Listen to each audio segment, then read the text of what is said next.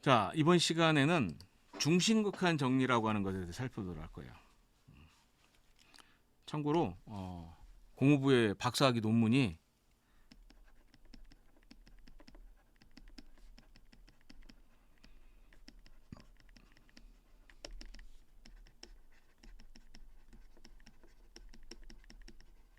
이거예요. 앞에는 조금 어렵죠. 그런데 결론은 뭐냐? 이게 중심극한 정리야. 중심극한 정리의 결론은 뭐냐? 이거야. 정규분포. 자, 요거에 대해서 살펴보도록 할게요.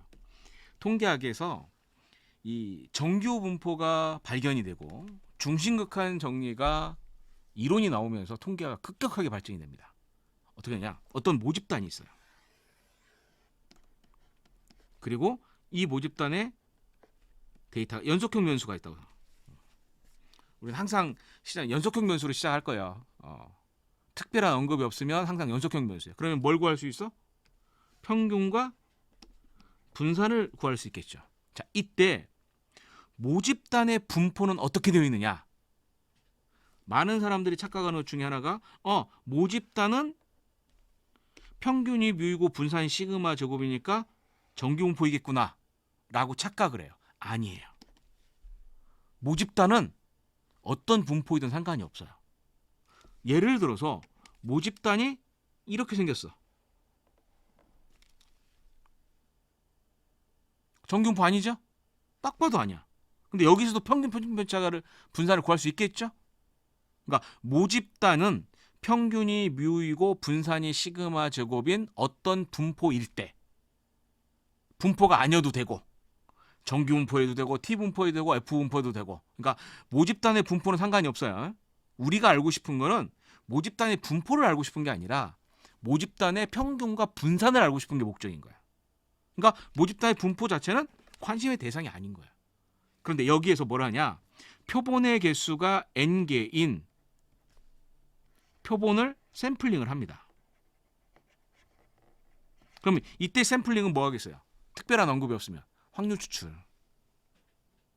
그럼 여기에 예를 들어 100개의 데이터가 있었다라고 하면 데이터가 100개가 있겠죠. 뭘 구할 수 있어요?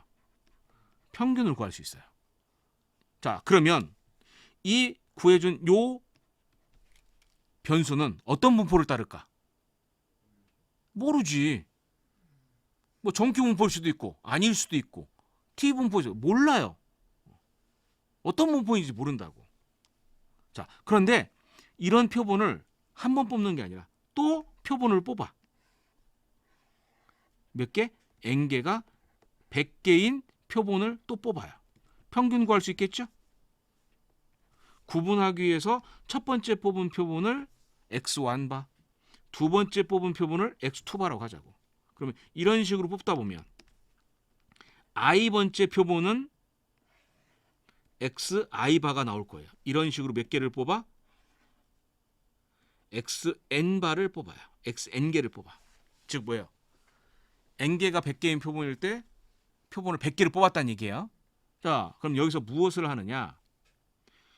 이 각각의 표본들의 평균들만 모아놓자고요.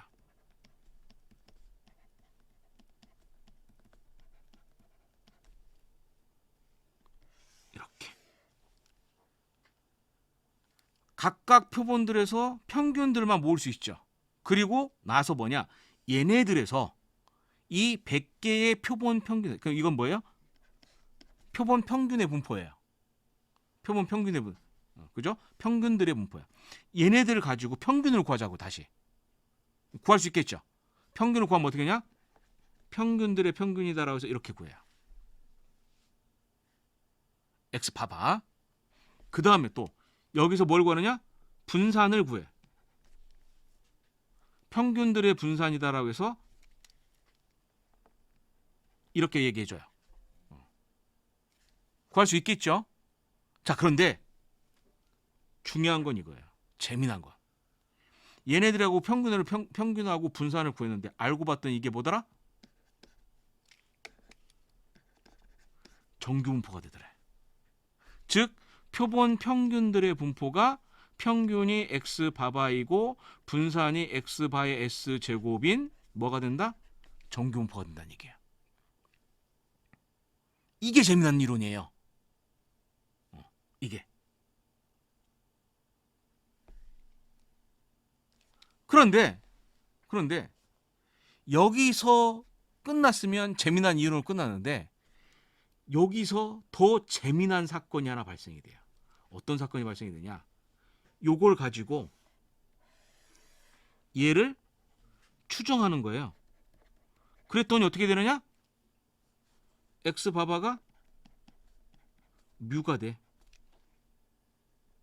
그 다음에 x 바의 s 제곱이 n분의 시그마 제곱이 되더래요. 그럼 무슨 얘기예요? 이 분포가 다시 쓰면 평균이 뮤이고 분산이 n분의 시그마 제곱인 정규분포가 되는 거야. 즉 평균들의 분포는 뭐가 되느냐? 평균이 뮤이고 분산이 n분의 시그마 제곱인 정규분포가 돼요. 표준 편차는 루트 n분의 시그마가 되겠지. 이렇게 된대요. 결국 그럼 난 뭐예요? 모집단을 몰라도, 모집단을 전부 조사하지 않아도 이런 방법으로 X바들의 개수가 늘어나면 모집단의 평균과 모집단의 분산을 명확하게, 정확하게 추정할 수 있죠. 자, 이때 그냥 되는 게 아니에요. 그냥 되는 게. 자, 이름이 센트럴 리미트 시어럼이에요. 센트럴이 뭐야? 만약에 이게 정규분포라고 하면 평균이 뭐라고 했어요? 대표값, 중심이라고. 평균은 대표값인데 이 대표값은 무엇을 의미하느냐? 그 표본의 중심을 얘기하는 거예요. 그러면 중심들의 개수가 몇 개가 나왔어요? n개가 나왔죠. 그런데 n개가 무한대가 되면, 극한이 되면 이것의 분포는 뭐가 된다? 정규분포가 된다. 이게 바로 뭐다? 중심극한 정리가 되는 거예요. 중심극한 정리. 기가 막히죠.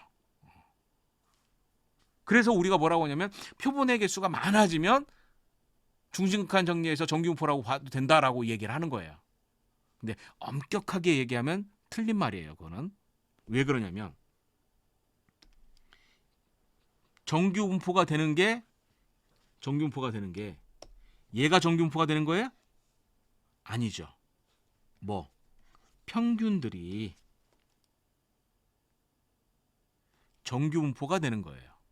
그래서 첫 번째 뽑은 평균이 예를 들어서 데이터가 1000개가 나왔다라고 해서 얘가 정규분포가 된다라는 이론이 아니에요. 이게 좀 잘못 알려진 거예요. 그래서 또 일부 이론에서 또 뭐라고 하냐면 데이터의 개수가 30개 이상이면 중심극한 정리에서 정규분포가 된다라고 얘기하는데, 중심극한 정리에 플러스 대표본 근사라는 이론이 있어요. 여기까지는 중심극한 정리예요. 그러면 n이 무한대가 되면, 이걸 다른 말로 뭐라고 하냐면 대표본이 되면 근사적으로 정규분포가 돼요. 근데 이 대표본의 개수가 있을 거 아니에요. 이 대표본의 개수가 뭐냐? 통계적으로 봤더니 30개 이상이 되면 그때부터는 대표본이라고 봐도 무방하다는 얘기예요. 그래서 많은 사람들이 착각하는 것 중에 하나가 뭐냐면 표본의 개수가 30개 이상이면 중심극한 정리에 의해서 정규분포가 된다라고 착각을 하는 거예요. 그게 아니죠. 얘가 30개가 되는 게 아니라 이런 표본이 몇 개? 30개 이상이면 이란 얘기예요. 자, 여기서 이제 재미난 공식들이 몇 개가 나와요. 재미난 공식들이 나오는데, 자, 어떻게 나오냐면 모집단에서 중심극한 정리에 의하면 샘플링을 했어요. 그럼 얘가 뭐가 된다? 평균이 뮤이고 분산이 n분의 시그마 제곱인 정규분포가 된다라고 했었죠. 근데 요거는 다시 쓰면 뭐라고 한다고 했냐면 이게 제곱 분산이죠. 루트를 씌우면, 여기다 루트를 씌우면 뭐예요? 표본 분산이죠. 이게 표본 평균의 표준 편차죠. 그죠? 이거를 우리가 뭐라고 하느냐? 얘가 나중에 가면 표준 오차가 돼요.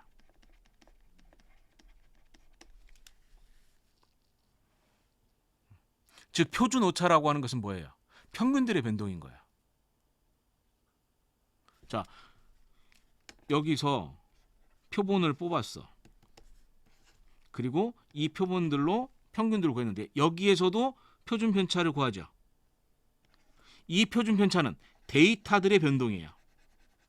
데이터들의. 여기 표준 오차는 평균들의 변동이라고.